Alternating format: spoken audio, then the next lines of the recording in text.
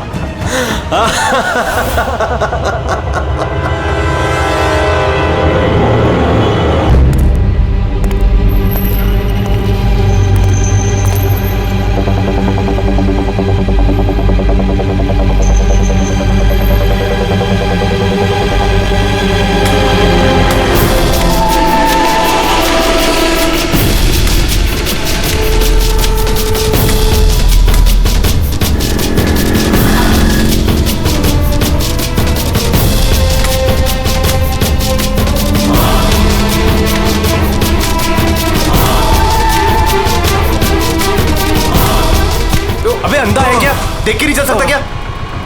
अंधा ही हूँ भाई। अरे भाई सॉरी, मेरी छड़ी मुझे पता नहीं था।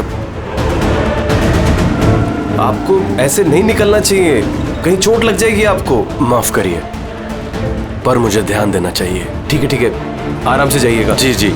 आप चले जाएंगे या मैं छोड़ के आऊँ? नहीं, मैं चला जाऊंगा। ठीक है, थैंक यू।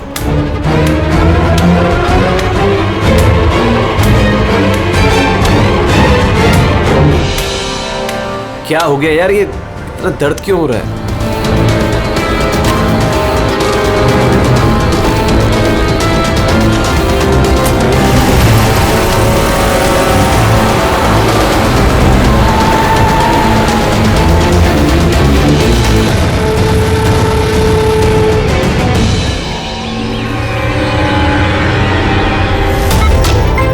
कुछ नहीं होगा रमन, तुम्हें कुछ नहीं होगा। होल्ड ऑन रमन, पैर पकड़ो। डॉक्टर इंजेक्शन, जल्दी फास्ट, क्विकली। डॉक्टर इंजेक्शन दो जल्दी।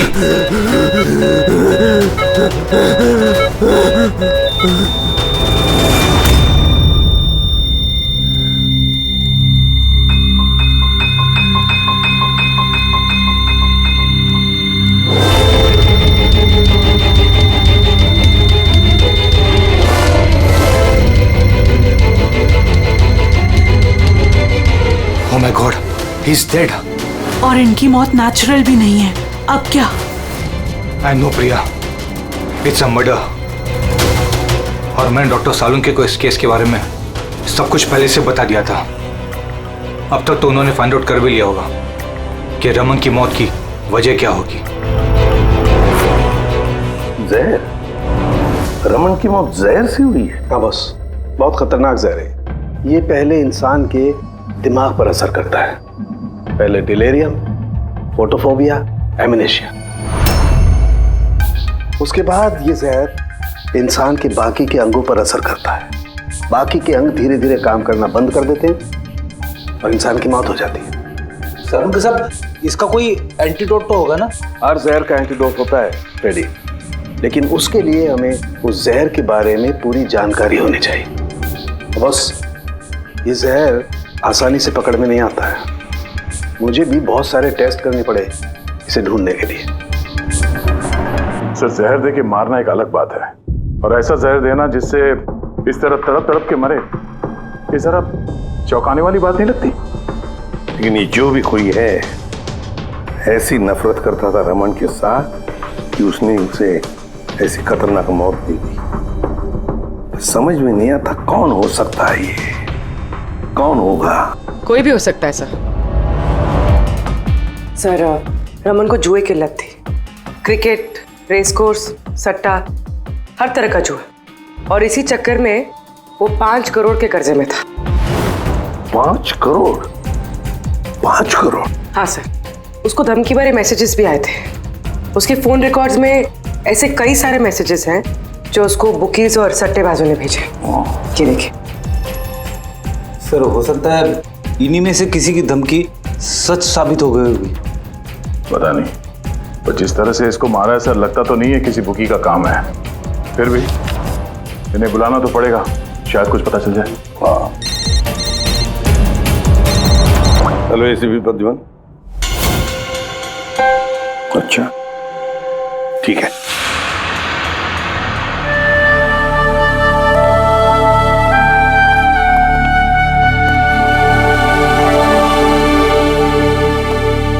आप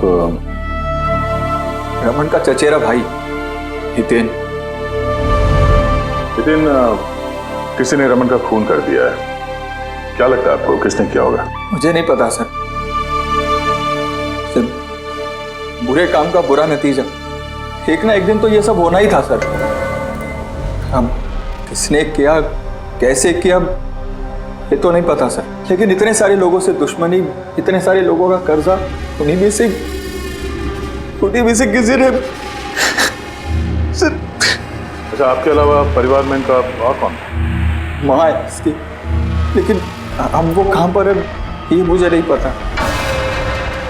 ठीक है हितेन, हमारी इन्वेस्टिगेशन अभी चल रही है, तो बॉडी अभी यहीं रहेगी हमारे पास। आप अपना कॉन्टैक्ट नंबर वहाँ लिखवा दीजिएगा, जरूरत पड़ेगी तो आपको तकलीफ देंगे। जी सर।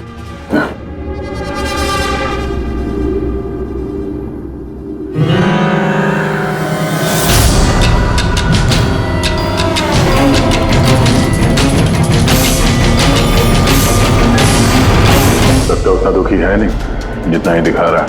हाँ, बॉडी ले जाने की जल्दी नहीं थी, जैसे ही बोला जाओ तो निकल गया। कोई पूछताछ नहीं कब मिलेगी बॉडी। गड़बड़ है, गड़बड़ है ये हितेन, बड़ी गड़बड़ है। ऐसे लग रहा था जिसे ये बात पक्की करने आया था कि रमन मरा है या नहीं। नजर रखो उस पर। रमन, रमन बेटा, रमन क्या हुआ बेटा? रमन। मैम, आप बेटा मेरा रमन, माँ मैं इसकी वसुंधरा। बेटा क्या हुआ? मैं तो तेरा इंतजार करती रही कि तू आएगा और मुझे घर ले जाएगा एक दिन, पर तू तो इतना दूर चला गया बेटा। रमन, तो आप अपने बेटे रमन के साथ नहीं रहती थी? जी नहीं सर। आप? सर मेरा नाम मदन है। भगवान, मुझे क्यों बिठा रखा यहाँ पे? उठा लेता मुझे ही। संभालो अपने आप को। और कितना रोग इस नालायक के लिए। इसको अपनी करनी की सजा मिली है। नहीं बेटा, ऐसा मत कहो। चाहे जैसा भी था, बेटा था मेरा। क्यों, ऐसा क्या किया था इसने इनके साथ? इन्हें अपने ही घर से बाहर निकाल दिया, सड़क पर छोड़ दिया अकेले। ऐसा क्यों? बोला माँ बहुत कर्जा है, घर बेचना पड़ेगा और मेरा खर्चा भी नहीं उठा सकता, इसीलिए मुझे छोड़ दिया। और फिर क्या करती सर, ठीक से दिखाई नहीं देता। कहाँ जाती मैं?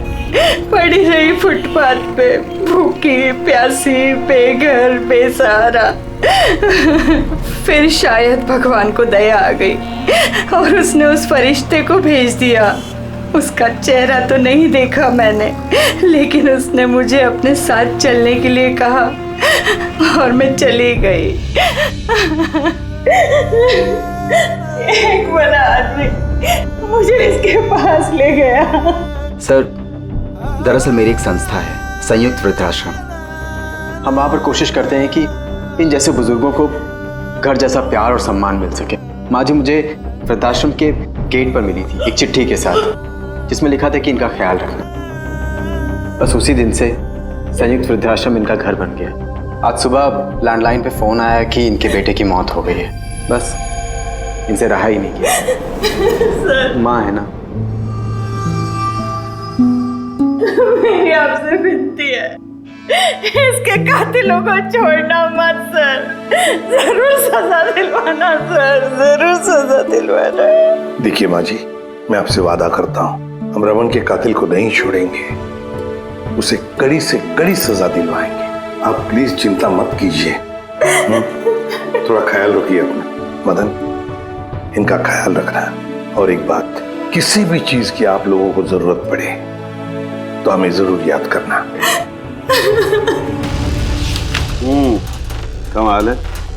तारिका, हॉस्पिटल के डॉक्टर्स की रिपोर्ट के हिसाब से इसकी जांघ पर ये जो निशान है ना, ये या तो किसी एलर्जी का है या फिर किसी जहरीले कीड़े मकोड़े के डंक का निशान है।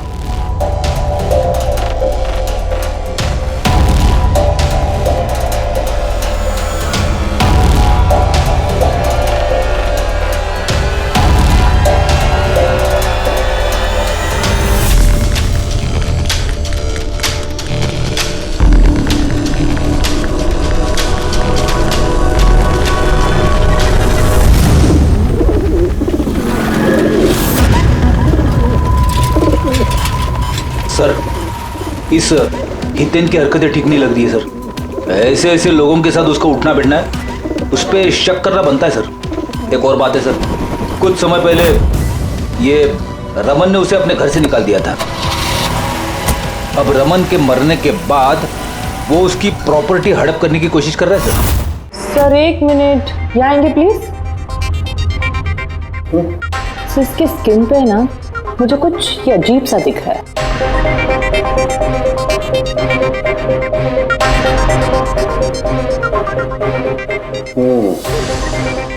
तारिका, ये जो अजीब सी चीज है ना, दरअसल ये पैराफिन है।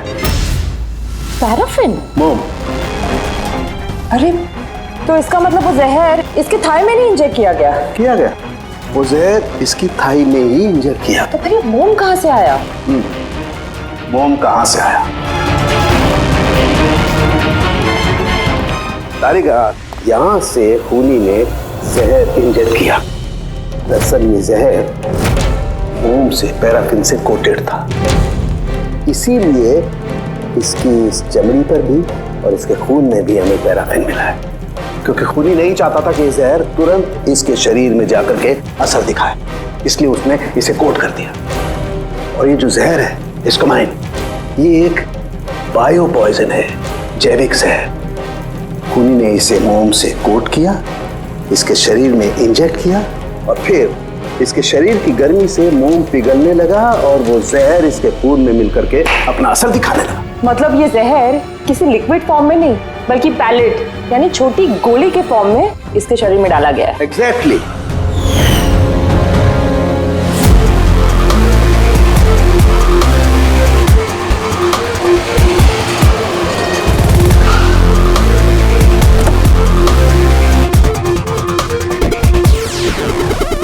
ये है वो कंस्ट्रक्शन साइट जहाँ पे रमन इंजीनियर था। उसके कोलीग बता रहे थे कि यहाँ से निकलने के बाद उसको कुछ पैर में तकलीफ हुई है। लेकिन यहाँ पे जो वर्कर्स काम करते हैं उन लोगों ने बताया कि जब तक वो कंस्ट्रक्शन साइट में था तब तक तो वो ठीक था। इसका मतलब जो भी हुआ कंस्ट्रक्शन साइट से बाहर आने के बाद हुआ, तो यहीं पे हुआ होगा। यहाँ पे तो आसपास पता करते हैं, शायद किसी ने कुछ देखा। सर आप लोग चलिए, मैं जरा चाय पी के आता हूँ। मतलब चाय वाले से पूछ के आता हूँ, कुछ देखा है क्या? अभिजीत, ये बच्ची कंस्ट्रक्शन साइट के सामने अखबार बेच रही है, पूछते हैं उससे।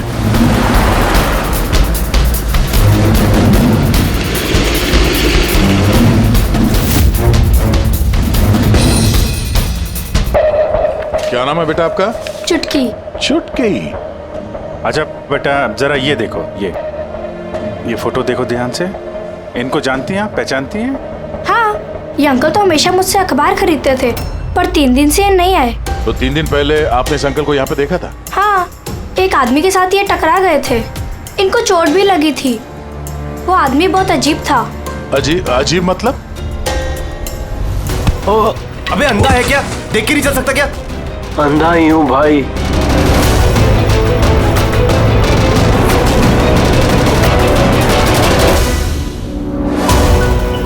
क्या हो गया यार? दर्द क्यों हो रहा है?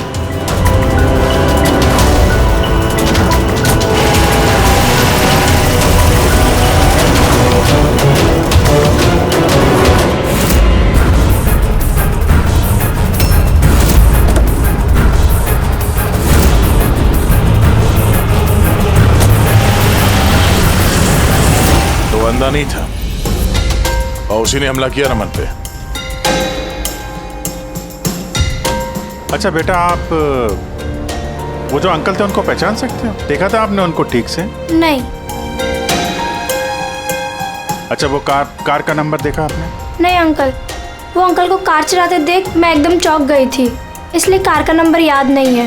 पर क्या बात है अंकल, इंजीनियर अंकल ठीक तो है ना? नहीं बेटा, उन्हें कुछ नहीं हुआ। वो अभी किसी दूसरे कंस्ट्रक्शन साइट पे चले गए, अब वो यहाँ पर नहीं आएंगे। Thank you. आप इस समय अखबार बेच रही हो, स्कूल नहीं जाती आप?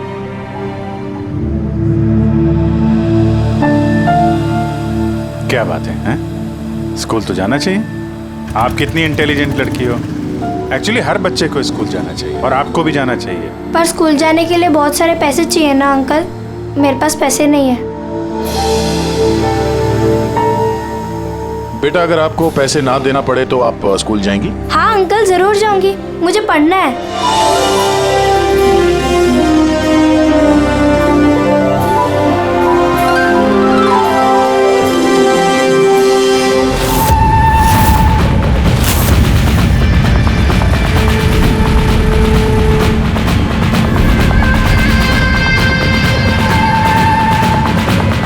समीर, अब तुम्हारी बारी।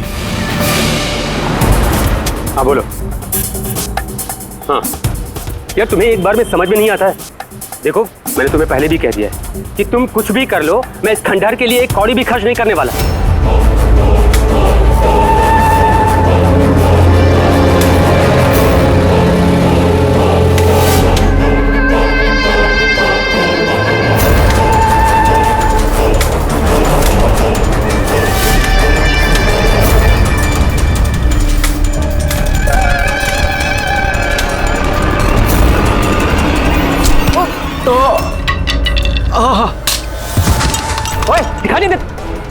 मेरी छड़ी। मेरी छड़ी। अब आपको कहीं लगी तो नहीं? आप ठीक है ना? मैं आपको कहीं ड्रॉप कर दूं? नहीं नहीं, मैं ठीक हूँ, मैं चला जाऊंगा। आप ठीक है ना? नहीं, I'm okay। आप संभाल के जाइए। हाँ जी, आप संभाल के जाइए। Okay, thank you.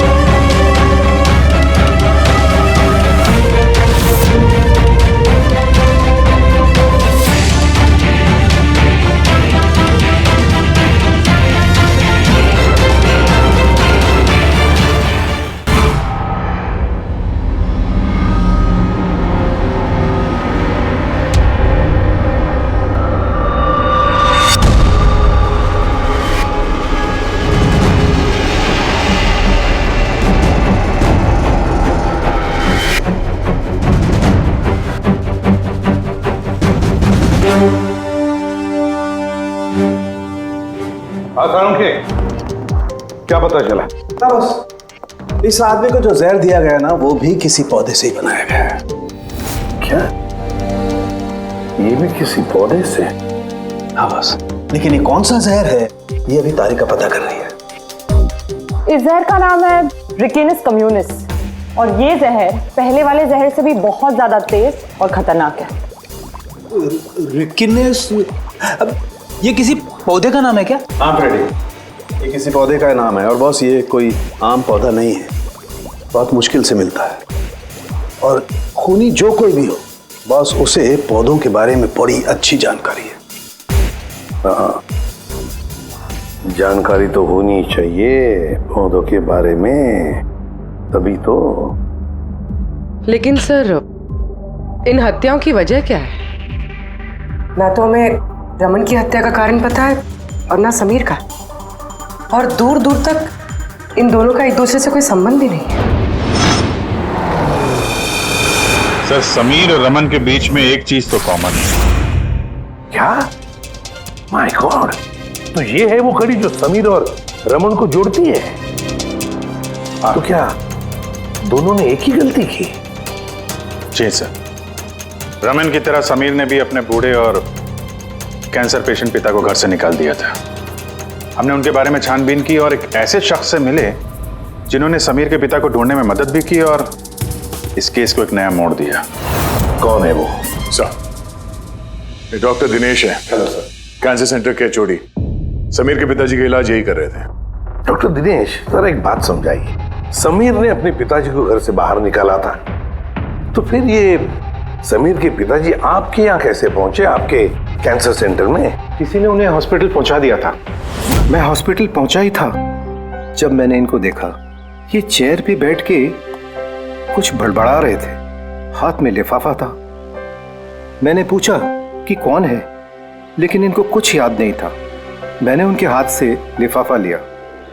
पैसों के अलावा उसमें एक चिट्ठी भी थी। उसमें लिखा था कि इनको कैंसर है और हम इनको अपने यहाँ एडमिट करके इलाज शुरू करें।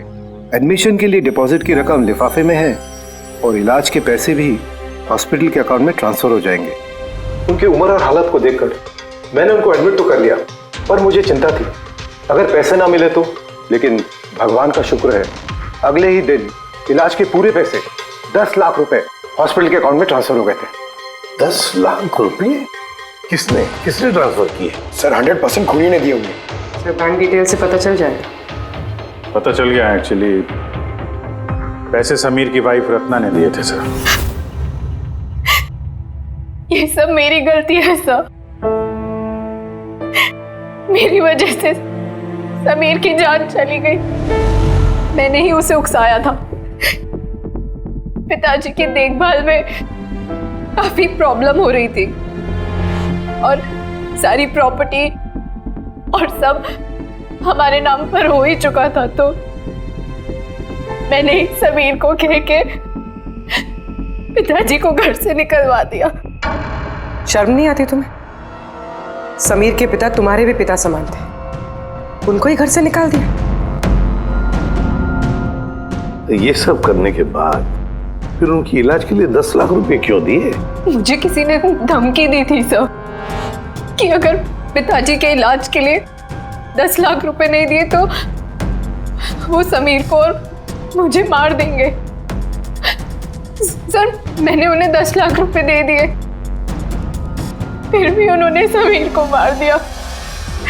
और अभी भी कहा है कि अगर हर महीने पिताजी के इलाज के लिए 50,000 रुपए नहीं दिए तो वो मुझे भी मार देंगे। किसी पे शक है तुम्हें? नहीं। उसके बारे में कुछ याद है? उसकी आवाज, उसका लहजा, कुछ भी याद नहीं। सर प्लीज मुझे बचा लीजिए। सर मैं मरना नहीं चाहती। सर मैं पिताजी को घर ले आऊंगी, मैं उनकी पूरी देखभाल करूंगी, पूरी कोई तकलीफ नहीं होगी। सर आप प्लीज मुझे बचा लीजिए। घबराओ मत। सर प्लीज मुझे बचा। कुछ नहीं होने देंगे तुम्हें हम। तो भी जिस नंबर से इसे धमकी भरे कॉल आते थे वो नंबर ले लो और पता करो कहाँ का है। आप चलिए।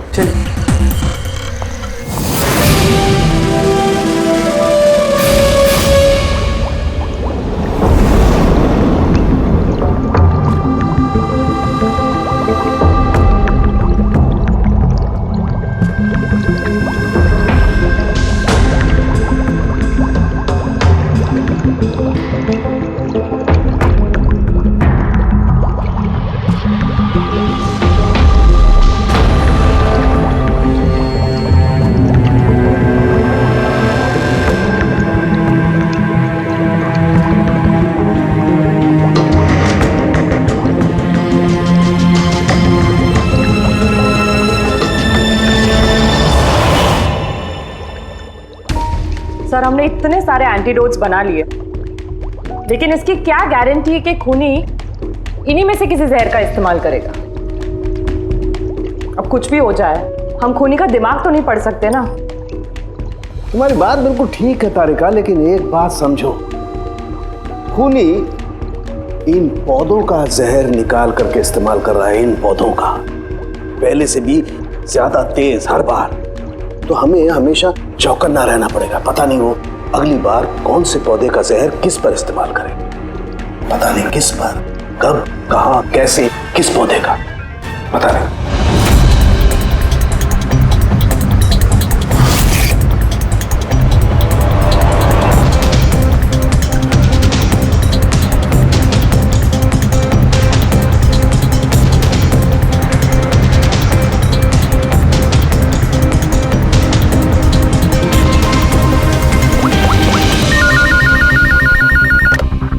हेलो, हाँ पूर्वी बताओ। सर वो फोन बूथ जहाँ से कातिल ने रत्ना को धमकी भरे कॉल्स किए थे, वो ये भाईंदर रेलवे स्टेशन के पास है। Bhayandar railway station? वहाँ तो बहुत भीड़ भाड़ रहती है। जाहिर सी बात है उसने ब्लाइंड मैन के भेस में तो किया नहीं होगा। बड़ा मुश्किल है पता लगाना। सर किसी को कुछ पता तो नहीं है, लेकिन एक खास बात यह है कि ये कॉल्स सुबह 11 से 12 के बीच किए गए हैं और रेलवे स्टेशन के पास एक बस स्टैंड भी है जहाँ से बस जाती है पुणे। बस स्टैंड भी पास में ही है, तो ट्रेन से भी जा सकता है और बस से भी। चलो कोई बात नहीं, देखते हैं। भाईंदर, इसका मतलब कि खूनी मुंबई से ही है और सिर्फ समीर का खून करने के लिए पुणे गया था। तो पुणे वो ट्रेन से गया होगा या फिर बस से या फिर कोई प्राइवेट गाड़ी या फिर खुद की गाड़ी से। वही तो सर, खूनी को पता था कि हम लोग रत्ना तक पहुंच जाएंगे पर ये कॉल वाली बात खुलेगी, इसलिए वो हमें गुमराह कर रहा है सर। खेल खेल रहा है हमारे साथ। हाँ, खेल खेल रहा है। अगर सर हम लोग खूनी तक पहुंचेंगे कैसे? हमारे पास उसके खिलाफ तो कोई इंफॉर्मेशन है ही नहीं और हमें यह भी नहीं पता है कि उसका अगला शिकार कौन होने वाला है। पंकज, इससे पहले कि खूनी अपनी शिकार तक पहुंचे, हम शिकार उसके सामने डाल देंगे। ये घटना आज सुबह 10 बजे की है। मुंबई के गोरेगांव रेलवे स्टेशन पर एक बुजुर्ग ने रेल के नीचे आकर अपनी जान देने की कोशिश की। वहां मौजूद लोगों ने उन्हें बचा लिया। आइए जानते हैं कि आखिर वो क्या वजह है जिसने एक बुजुर्ग को ये करने पर मजबूर कर दिया। क्यों पकड़ के रखा हुआ? छोड़ दो मुझे, मैं नहीं जीना चाहता हूँ। क्या करूँगा मैं जी करके? लेकिन आपके साथ हुआ क्या है? आखिर आप क्यों मरना चाहते हैं? क्या हुआ? मेरे साथ क्या हुआ? मुझे मेरे इकलौते बेटे ने घर से बाहर निकाल दिया धक्के दे करके। मैंने अपने बच्चे को इतने प्यार से पाला पोसा और उसने मुझे घर से बाहर निकाल दिया। ये तो बड़े दुख की बात है। आखिर क्या हो गया हमारी आजकल की पीढ़ी को? आपका बेटा करता क्या है? क्या करता है? स्कूल जाता है। टीचर है? नहीं, पढ़ता है, स्कूल में पढ़ता है। अभी 8 साल का ही तो है। जी क्या कहा आपने? क्या कहा? आपका बेटा कितने साल का है? कितने साल का है? आपने कहा 8 साल का है। मेरा बेटा 8 साल का है, उसने मुझे घर से बाहर निकाल दिया। मैं मर जाऊंगा। सुना आपने? इनका दावा है कि इनके 8 साल के बेटे ने इनको घर से बाहर निकाल दिया। आखिर क्या वजह है? कौन है ये 8 साल का बच्चा? रेल की पटरी पर जान देने की कोशिश करने वाले बुजुर्ग के 8 साल के बेटे का पता चल गया है। वो दरअसल 33 साल का सॉफ्टवेयर इंजीनियर है। बुजुर्ग की दिमागी हालत ठीक नहीं है, इसलिए अब भी वो उसे 8 साल का बच्चा ही समझते हैं। उनका बेटा अमेरिका में रहता है और उसने उन्हें घर से बाहर निकाल दिया है। उसके बाद ही बुजुर्ग ने अपनी जान देने की कोशिश की। आइए उनके बेटे से ही पूछते हैं कि उन्होंने आखिर ऐसा क्यों किया। सर एक सवाल सर, क्या ये सच है कि आपने अपने पिताजी को घर से बाहर निकाल दिया है? हाँ ये सच है। सर आखिर आपने ऐसा क्यों किया? आपको एक बार भी बुरा नहीं लगा? हाँ निकाला मैंने और बुरा भी नहीं लगा। आप जानते हैं इनको? आपने कभी झेला इनको अल्जाइमर्स की बीमारी है। मैं पागल हो गया उनका ख्याल रखते रखते। मेरी खुद की एक लाइफ है, मेरी वाइफ है, मेरी फैमिली है। मैं क्या करूं? कब तक पैसे दे के इनका ट्रीटमेंट का काम कराते रहूं? मैं पैसे नहीं मेरे पास, सब खत्म हो गया। अरे यहाँ से, अरे छोड़ दो मेरा पीछा, मेरे दूर चले जाओ मुझसे। परेशान हो गया आपसे मैं। ये तमाशा देखो खड़ा कर दिया। खुश हो गए? चले जाओ मुझे छोड़ के यार। सर कभी आप भी तो छोटे थे ना। इन्होंने आपको पाल पोस के बड़ा किया, इस लायक बनाया और आपने इन्हें घर से बाहर निकाल दिया। तुमको बहुत प्यार आ रहा है? हाँ? अडॉप्ट कर ले जाके। दिमाग खराब मत करो मेरा, तुमको जो करना था ना तुमने आके कर लिया बवाल खड़ा। टीआरपी मिल गई ना तुमको, पैसे कमा लिए ना, हटो यहाँ से। तो देखा आपने कि किस तरह एक लड़के ने अपने बाप को घर से बाहर निकाल दिया। अब ये बेचारे बुजुर्ग कहाँ जाएंगे, किसके साथ रह जाएंगे? इन्होंने अपनी सारी पूंजी अपने लड़के पे लगा दी और आज इनके लड़के ने इनको घर से बाहर निकाल दिया।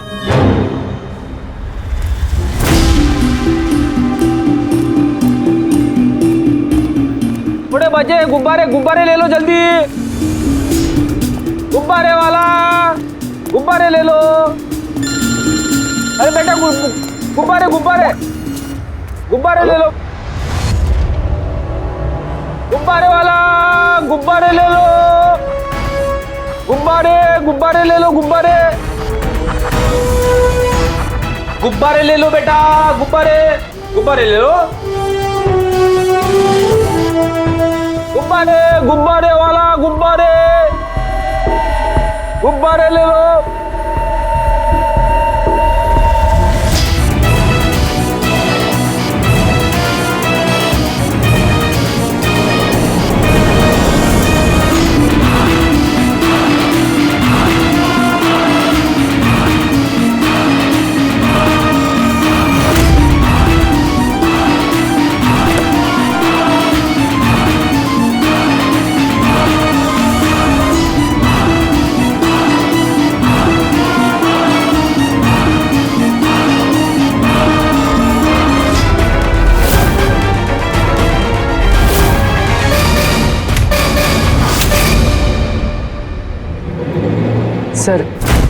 सर एक अंधा बिल्डिंग की तरफ आ रहा है।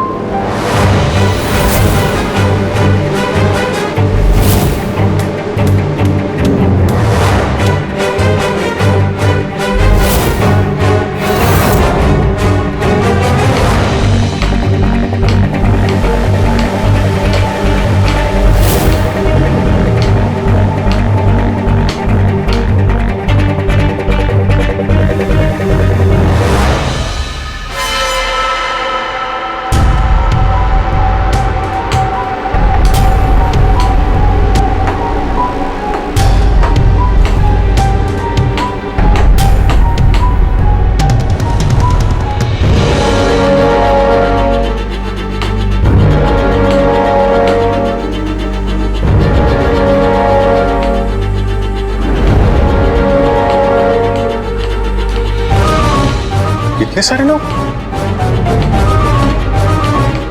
सर इतने सारे अंधे एक साथ? हमने तो एक सोचा था, यहाँ तो 8-10 निकले। लगता है ये कोई चाल है। आप लोगों को जाना कहाँ है? एक मिनट आप लोग रुकिए। एक मिनट, यहाँ कैसे आ गए आप लोग? आइए। ये आप सब कहाँ हैं आप लोग? यहाँ क्या बात है? क्या हुआ? यहाँ आंखों का फ्री चेकअप होने वाला है। संपत है आप? संपत? उसने ही बुलाया था हम लोगों को। देखिए यहाँ पे ऐसा कोई शिविर नहीं है। कौन संपत कौन है? किसने बुलाया आपको? उसने ही तो बुलाया था यहाँ।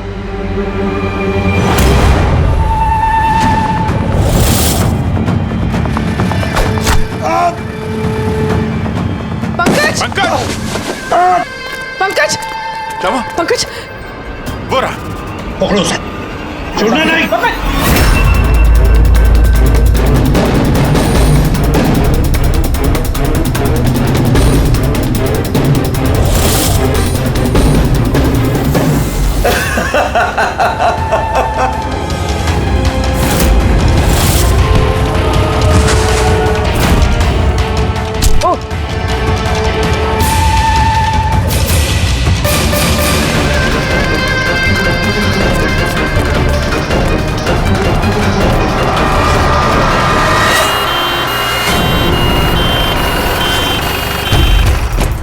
आजा, जल्दी आजा।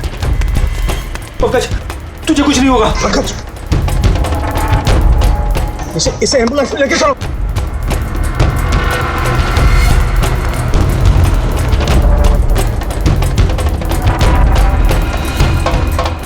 पंकज पंकज तुझे कुछ नहीं होगा। पंकज तारिका ये लो, इससे जहर का पता करो।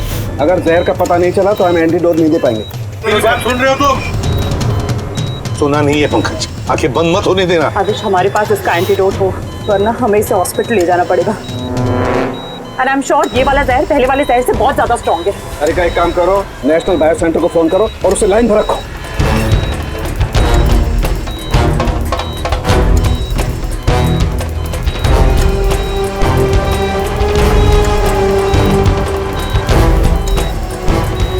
Pankaj, don't worry, Pankaj.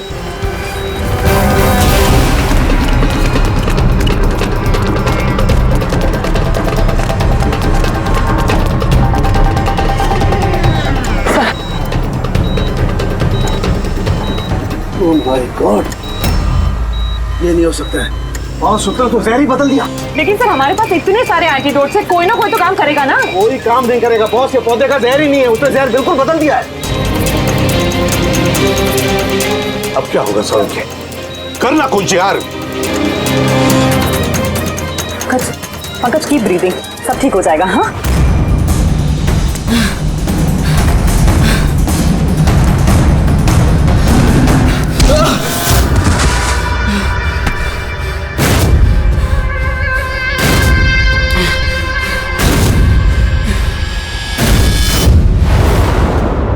Sir, मेरा नाम मदन है।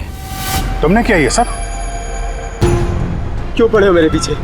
मैंने जो किया सही किया। लोगों की जान लेना सही है? मैंने सिर्फ बुरे लोगों को सजा दी है सर।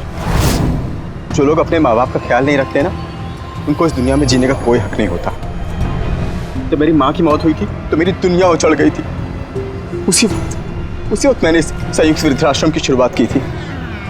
सर, वहाँ पर जितने भी बुजुर्ग माँ बाप आते हैं ना, सब अपने बच्चों के सताए हुए होते हैं। ये देखकर मेरा खून खौल जाता है। मैंने उसी वक्त ये फैसला किया था कि मैं इन सबको सबक सिखाऊंगा, इसीलिए मैं मार देता हूं इनको। क्या गलत किया मैं? सर कुछ करो सर। कुछ नहीं कर सकते जब तक उस जहर का कंपोजिशन नहीं पता लगेगा फ्रेडी, हम कुछ भी नहीं कर सकते। अगर इसे गलत एंटीडोट दे दिया तो ज्यादा खतरनाक होगा यार। सर पंकज की हालत तो बिगड़ती जा रही है। सर पल्स गिर रही है, हॉस्पिटल ले जाना पड़ेगा। हॉस्पिटल जाके कुछ नहीं होगा, हमारे पास इतना वक्त नहीं है तुम्हारा जाकर टेस्ट करें। मुझे इस जहर का नाम चाहिए यार। पंकज। हेलो। हाँ सर, हाँ सर, पकड़ा गया। सर खूनी मदन है। हाँ, जहर हम पता करते हैं। कभी पता नहीं चलेगा तुमको, कभी पता नहीं चलेगा तुम लोगों को। उसने भी पापा को सताया। मदन गाड़ी। Oh no. मदन, एम्बुलेंस बुलाना पड़ेगा जल्दी। नहीं सर, कोई फायदा नहीं है। मेरा काम हो गया है। नहीं मदन, मान लिया तुमने उन लोगों के साथ जो कुछ भी किया, मान लिया, लेकिन तुमने जिसे वो जहर चुबाया है वो बेगुनाह है, निर्दोष है, उसने कुछ नहीं किया। वो जहर कौन सा बताओ? हाँ? BTX। सब उस जहर का नाम BTX है। सालुंखे, जहर का नाम है BTX।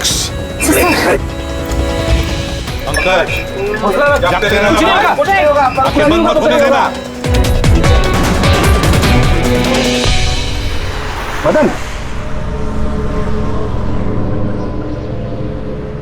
बस हो गया। You'll be all right। बस अब पंकज को कुछ नहीं हो सकता है, कुछ भी नहीं। Welcome my boy. घबराओ मत, कुछ नहीं होगा तुम्हें। तुम आदमी अच्छे थे मदन, लेकिन तुमने जो किया वो सही नहीं था। ये तो चला गया अभिजीत, पर चाहे कुछ भी हो जाए, इसका वो वृद्धाश्रम बंद नहीं होने देंगे।